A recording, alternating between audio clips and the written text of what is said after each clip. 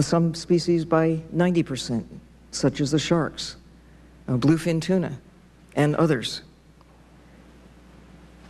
Implementing and expanding a proposal called Islands in the Stream, a concept long ago proposed by NOAA for a network of marine protection in the Gulf, would be a great place to begin. There need to be better assessments of the economic impacts and the modes of compensation for the present oil spill and for future problems. The Hart Research Institute at Texas A&M at Corpus Christi has put a figure of known economic consequences at about 1.6 billion. That does not take into account the free services that are being affected, but for which compensation is not being proposed. But perhaps by suggesting that there be protected areas in the Gulf of Mexico as a way to restore and enable the ocean itself and life in the ocean to recover unimpeded by other impacts would be a good place to, in a sense, compensate the ocean for the problems that have occurred. Surely, we must make substantial investments in the development of technologies that can help solve the problems and assess the problems. Investments in human-occupied, robotic, and autonomous systems that go in the water, under the ocean, not just at the surface. There must be sensors and stations for exploration, research, monitoring, and safeguarding the living ocean. And you think about it, the U.S. Coast Guard, NOAA, the EPA, the Navy, they all have aircraft, they all have ships. But what is in the national fleet that will take us under the sea? We've already this year seen the loss of 2 underwater systems that are not being supported any longer by the Harbor Branch Oceanographic Institution, the Johnson Sea Links, that for years have provided access down to 1,000 meters, 3,000 feet or so, since the 1970s. The Alvin submersible, the workhorse of the submersibles for scientific exploration since 1964, is about to be retired. It will be retired before its replacement is ready to go. Meanwhile, Japan, Russia, China, and France have systems, manned systems, that can go and make observations to at least half the ocean's depth, and no nation has a system that can go back to full ocean depth. A visit there took place only once, in 1960, 50 years ago, for about half an hour in the Mariana Trench. How many systems can go to 5,000 feet with human observers? Right now, it's a handful, and only the Alvin in this country really qualifies. The Pisces subs have been in that league, but we are woefully unprepared to send anybody down to just take a look, to be able to evaluate with more than just a camera system, as good as they are. And where are the facilities that you can pull off the shelf for the Coast Guard to go down, for example, to evaluate on their own, not necessarily relying on industry-provided systems? Industry does have a fleet of remotely operated systems. They need them for inspection, for monitoring, for maintenance and repair. But the ocean itself needs to have an understanding that is currently lacking for lack of the technology investment. We put billions into what takes us into the skies above, and it's paying off handsomely. We've neglected the ocean, and it's costing us dearly. So perhaps this is a wake-up call, a mighty 2x4, to alert us to the needs, to seriously commit to the technologies for going deep into the sea.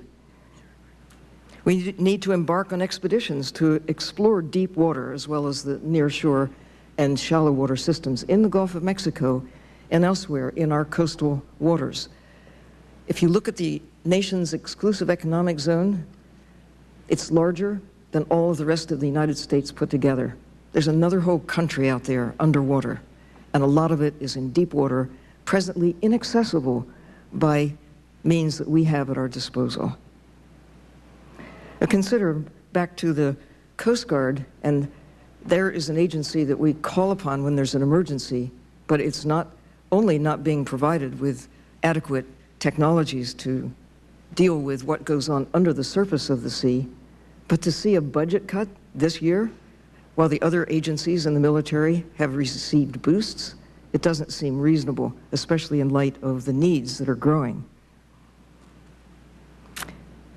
Speaking like an ocean, speaking for the Gulf, we need to encourage tri-national support and collaboration among scientists and institutions around the Gulf to invest the good minds that are there, to come up with solutions that are not just divided by national borders, Mexico, Cuba, the United States, but really taking into account the entire system. We need to mobilize those good minds to address solutions such as the Gulf of Mexico Summit that took place 5 years ago that helped launch a regional governance body of U.S. and Mexican states. A new summit is being planned by the Hart Research Institute to take place later this year to address next steps to ensure an economically and ecologically healthy Gulf of Mexico can be developed in future years. Cuba is a country that some of us have been worrying about with respect to the possibility of oil spills heading north as exploration and drilling are picking up in that country. And now they are faced with worries about the consequences of this major spill from the United States heading south. And while we are investing in rapid expansion of safe energy alternatives that do not result in the release of carbon dioxide, new standards of care need to be implemented for industries extracting oil and gas from the Gulf and elsewhere in U.S. waters. Think about it. The public needs to know what actually it is like out there in the deep waters of the Gulf where activities are taking place. Thorough documentation of the nature of the seafloor, showing those deep coral reefs, showing the nature of life in the water column, in the whole area around where operations are taking place, should be made public before operations such as drilling, establishing platforms and laying pipeline and so on take place, and the changes in the environment measured and made publicly available. It's not that we shouldn't be doing these things, but we should know what the costs really are. The environmental issues need to be taken into account and be the basis, when necessary, for excluding operations in order to protect vital environmental concerns. Dr. Earle. 5 minutes, 2 minutes, 1 minute. I'm going to have to limit you to one Okay. minute. This is my... In your own interest. All right. So you could... Well, it's not enough time to touch on all the concerns, but the biggest problem boils down to complacency that comes from ignorance. We are pointing to BP, Transocean, to Cameron, to government agencies, anywhere we can for blame. But actually the blame for this and other catastrophes or costs related to our demand for cheap energy is something that all of us need to bear. We all must share the cost of those who demand cheap oil at any price. The loss of human lives, the destruction of the life-giving Gulf, simply cannot be justified as an acceptable cost of doing business. But if we really do go forward with a commitment to do things differently henceforth, we will have gained something of enduring value. We must do better about thinking like an ocean and thinking on behalf of those who will benefit or suffer from the consequences of our actions.